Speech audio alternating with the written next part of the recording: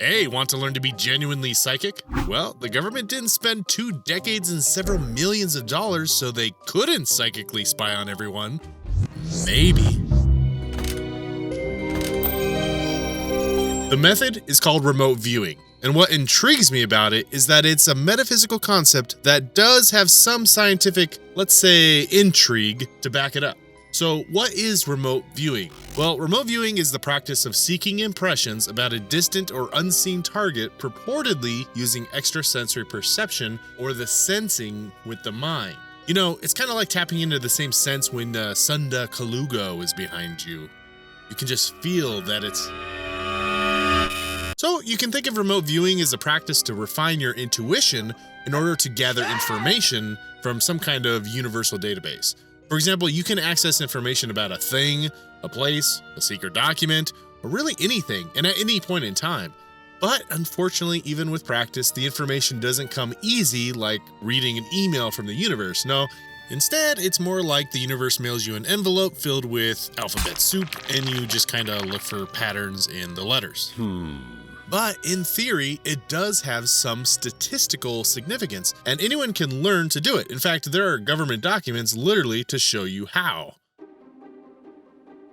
Look, I have a maybe shelf, and this shelf is where I place things that I find extraordinary about reality. Theories in consciousness-based reality, simulation theory, UFO conspiracy. I mean, you can see a ton of them on my channel, and a lot of them could be considered a stretch to believe in, but there are some theories that make it on the shelf simply because the evidence is just enough to make it hard to outright ignore. And remote viewing is definitely one of them. So, parapsychology, psychic phenomenon, clairvoyance, whatever you want to call it, has pretty much been a fantasy since the dawn of history. But what makes remote viewing stand out? Well, it's because there is some statistical validation to it, and a very interesting history with some of the most powerful governments of the modern world. And it all started with a man named Uri Geller. Would you welcome, please, Uri Geller.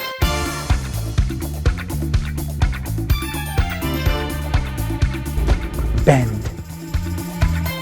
Spoon bending. Pick up a metal spoon. Spoon. If the spoon. Is it true to say, really, that without the spoon, you'd be a nobody?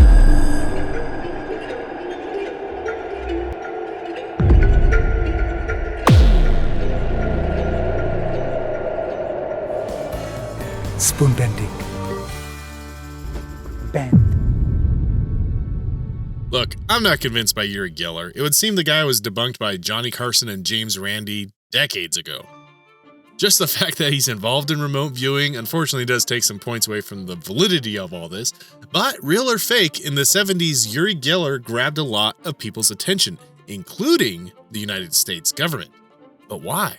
You see, the US government at the time was hopped up on paranoia goofballs during the Cold War with Russia and wanted to uncover any possible leverage the Russians might or might not have. They probably heard tales of the so-called psychic spy Nina Kulagina, who could purportedly have psychic abilities and even telekinesis. Now, is it more likely that this was Russian propaganda?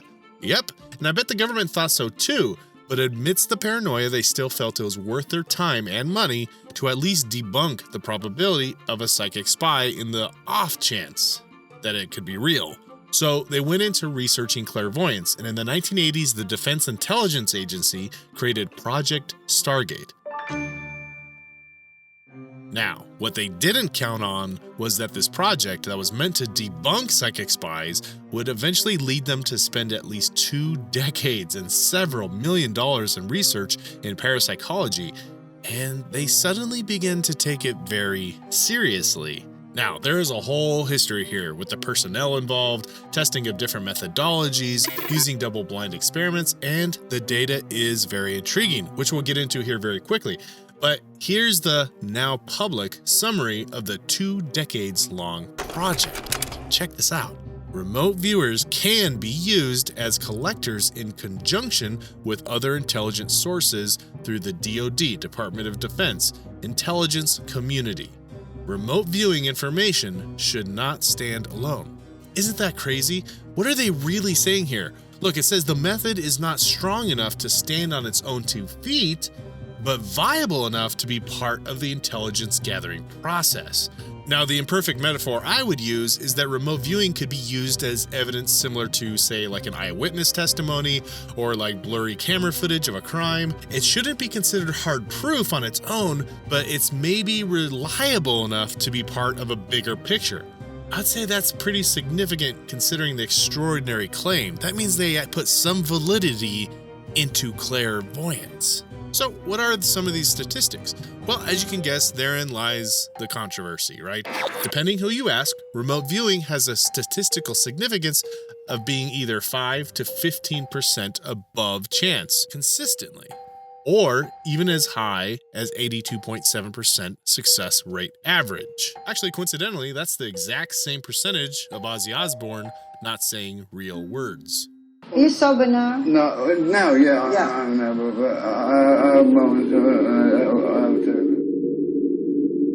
Now, let's be fair, the statistics get muddy because it would seem that remote viewing, there's a lot of subjectivity as to what a success is and what is a failure. That said, there have been pretty convincing and interesting double-blind tests, kind of like what Viceland had demonstrated in a video previously.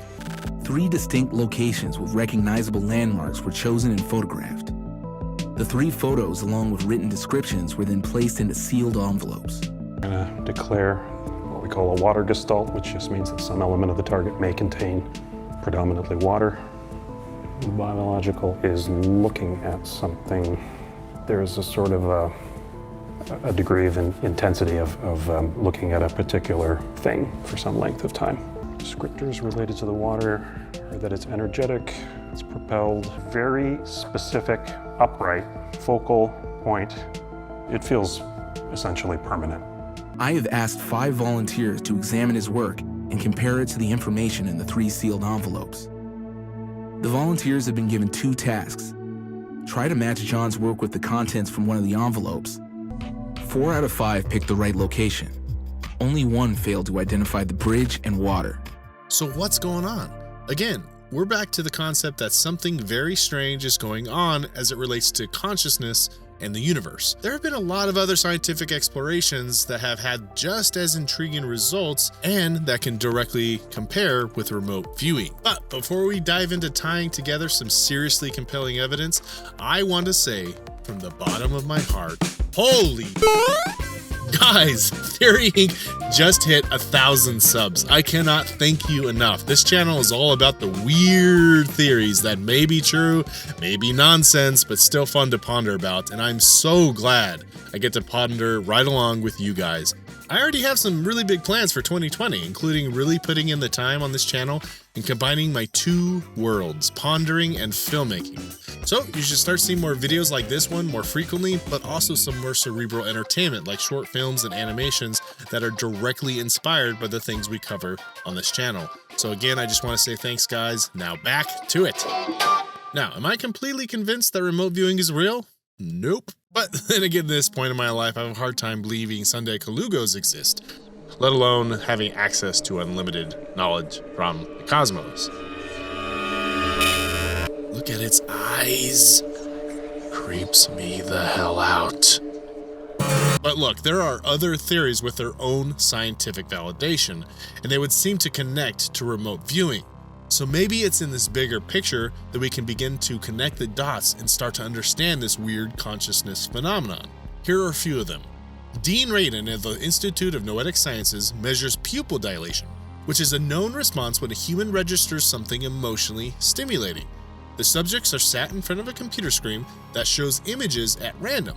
These images are either calming or emotionally charged. And here's what's weird, on a consistent basis, even up to 5 seconds before seeing an emotional image, the subject's pupils will begin to dilate. For all intents and purposes, this suggests precognition. Now, how about the crazy world of muscle testing? Seriously, ask your chiropractor. They might actually know something about it. I actually learned about it through a book called Power vs. Force by David Hawkins, and it explains a phenomenon in which our bodies will actually react to an object, a person, even just an idea with or without our mental awareness of it. For example, you could be hooked up to an EEG machine to measure your body's response and be presented with a carrot. Your muscles would slightly test stronger.